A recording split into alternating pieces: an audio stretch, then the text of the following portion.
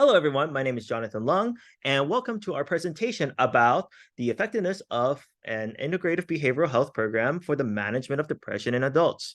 I'd like to introduce our fellow care scholars, Edward He and Mitchell Han, as well as our team fellow, Dr. Rodriguez, and our PI, Dr. Amelia Sadler. Just some background information, around 41.5% of US adults reported recent symptoms of anxiety or depression, and roughly 1 out of 10 Americans reported having unmet mental health care need. And to better address this problem, Stanford adopted the Integrative Behavioral Health Program to better screen and treat patients with depression. And the IBH program has the potential to reduce emergency department and office visits for mental health. To better assess the efficacy of IBH program, our research question is, do we see a change in depressive symptoms in actively engaged patients when compared to patients who are enrolled but not engaged? And for our study design, we adopted the prospective cohort study design, where we use the data from patients referred to Stanford's IBH program.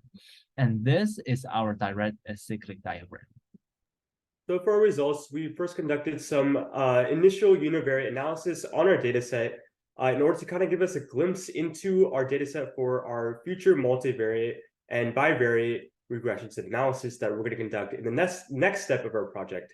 On our left, we have the initial PHQ-9 scores by race, and on our right, we have the PHQ-9 scores after the initial and latest clinical visits to the IBH for both the active and the enrolled patients. Yeah, and so this is actually a really great time to talk about our DAG model as well as its relationship to our whole data sets. So potential race disparities might be existing based on this initial screening over here. And that's going to be really important because that's an important confounder / covariate when it is involved with mental health.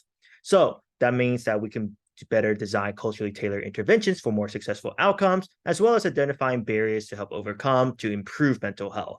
So some of the future things that we're going to be doing is conducting our bivariate analysis, our multivariate analysis, adding the medication section, as well as prior medical history, as well as rerunning these analyses at different time points. Finally, we want to conduct a subset analysis on the race data to uncover the potential barriers and potential relationship it has with mental health.